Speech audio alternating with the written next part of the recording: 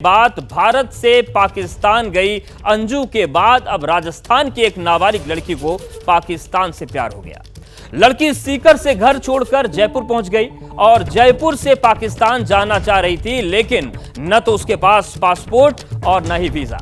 बताया जा रहा है कि लड़की लाहौर में रहने वाले युवक को कथित तौर पर इंस्टाग्राम के जरिए दोस्ती हुई, उसकी फॉलो करती थी। लड़की का कहना है कि पाकिस्तान आने का तरीका भी उसी शख्स ने उसे बताया था, तो घर छोड़कर सीकर से जयपुर पहुंची, लेकिन उसके पास न तो वीजा न पासपोर्ट। फ्लाइट से जाना चाहती थी पाकिस्तान।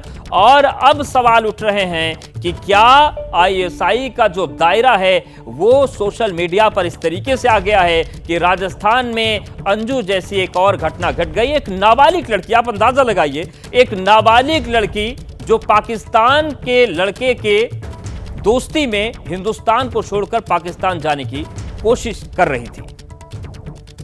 तो चलिए विस्तार से थोड़ा खबर को और समझ लेते हैं। हिंदुस्तान में आईएसआई का जो लव ट्रैप की बात हो रही है, आखिर ये है क्या? दरअसल सीमा हैदर आई भारत और उसके बाद अंजू फातिमा पहुंची पाकिस्तान, जो फातिमा बन गई और अब नाबालिग टारगेट बनी है, जो कि सीकर से जाने की कोशिश कर रही थी पाकिस्तान फ्लाइट के जरिए, लेकिन न इनके पास था वीजा न पासपोर्ट। तो अब सवाल कई उठ रहे हैं कि क्या ये लव ट्रैप है जिसमें लड़कियों को फंसाने की कोशिश की जा रही है। विस्तार से जानकारी लेते हैं, हमारे सहयोगी मनोज वर्मा हमारे साथ जुड़े हुए हैं।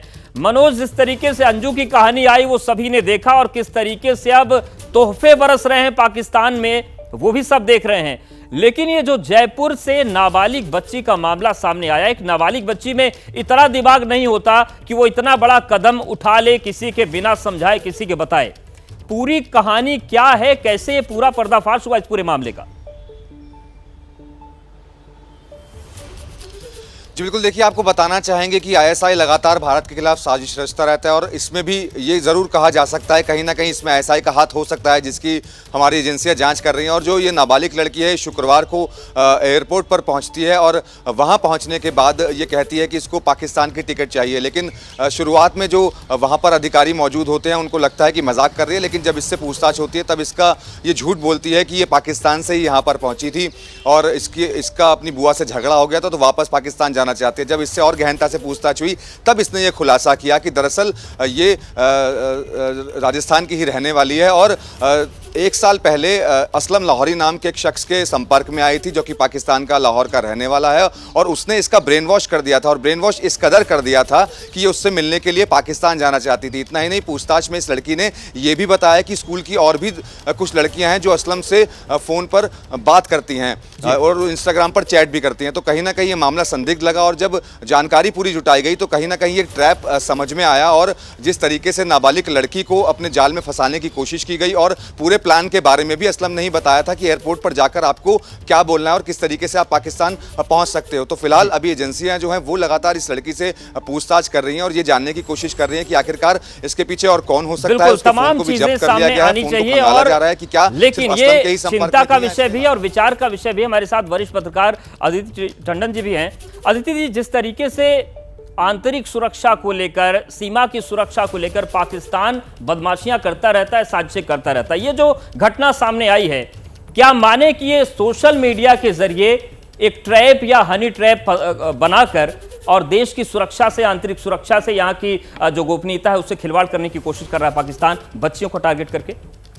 जी, ये बहुत ही एक डेंजरस ट्रेंड नज़र आ रहा है और बड़ा नेचुरल ट्रेंड भी है, क्योंकि हम सब जानते हैं कि आर्टिकल 370 जब से कश्मीर में हटा है तो पाकिस्तान का कश्मीर जो एंगेजमेंट है और जो कश्मीर में उनकी परपेट्रेशन है टेरर की, वो कम हुई है, रास्ते टेररिज्म के संकुचित हुए हैं।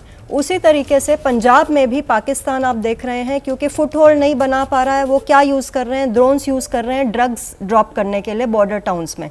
अभी हाल ही में जो शाहबाज जी का जो एक एड है वो पाया गया, उन्होंने एक चैनल पर इंटरव्यू में कहा है कि हाँ ये सच है कि हम नार्को टेरर को प्रमोट कर रहे हैं।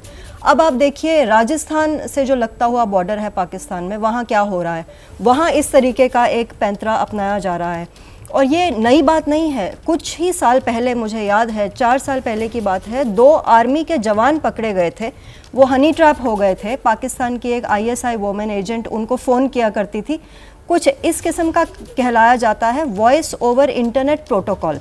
ज़्यादातर ये जो एजेंट्स होते हैं ये इस पर फ़ोन करते हैं भारतीयों को, और फिर ऐसा लगता है कि वो पाकिस्तान के नंबर से फ़ोन नहीं कर रहे, वो कोई इंडियन ही फ़ोन कर रहा है। इस तरीके से हनी ट्रैप होता है। तो ये दोनों तरफ से चलता है। ना सिर्फ ये हो रहा है कि इंडियन औरतों को पाकिस्तानी आदमी इस तरीके से अपने प्यार के जाल में फंसा रहे हैं, उल्टा भी हो रहा है। और एक नई चीज जो देखने में आई है जिस पे शायद कुछ दिनों में बहस शुरू होगी। ये जो तमाम चीजें आ रही है इसी पर बातचीत कर रहे हैं, लेकिन एक बार देख लेते हैं कि राजस्थान में आईएसआई किस तरीके से अपना जाल फैलाता रहा है। आप देखिए, एक बार हम आपको दिखाते हैं पूरी तस्वीर। इंस्टाग्राम पर संपर्क किया गया, जो सामने तस्वीर आई, ये मामला हम आपको बता रहे हैं। इंस्टाग्राम पर संपर्क हुआ, लाहौर के युवक से दोस्ती हुई और उसके बाद 1 साल से असलम लाहौरी से बच्ची कांटेक्ट में थी। नाबालिग की दोस्ती भी चैटिंग से हुई थी और लड़कियों का ब्रेन वॉश किया गया। और अब इस हद तक हो गया कि वो पहुंच गई एयरपोर्ट पर और जाकर कहती है कि मुझे पाकिस्तान जाना है, लेकिन उसके पास वीजा पासपोर्ट नहीं था।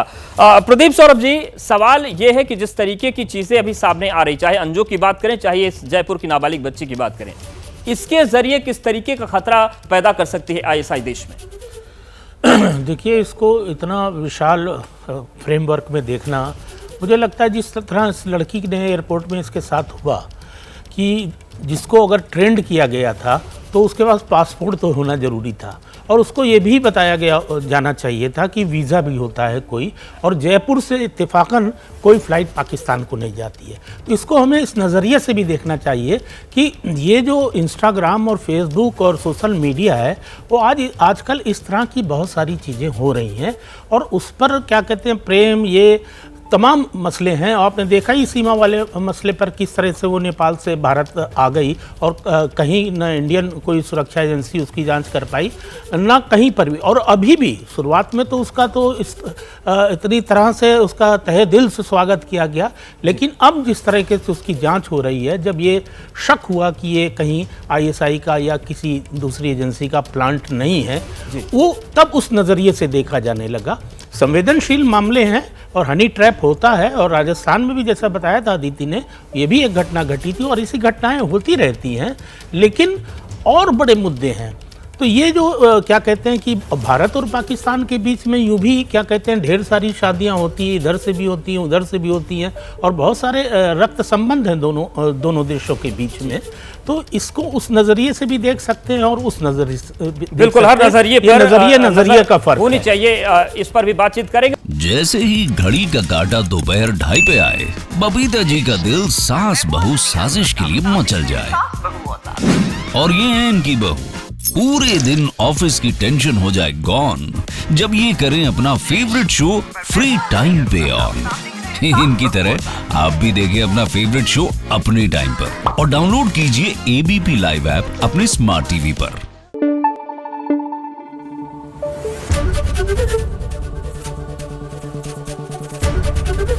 एबीपी न्यूज आपको रखे आगे।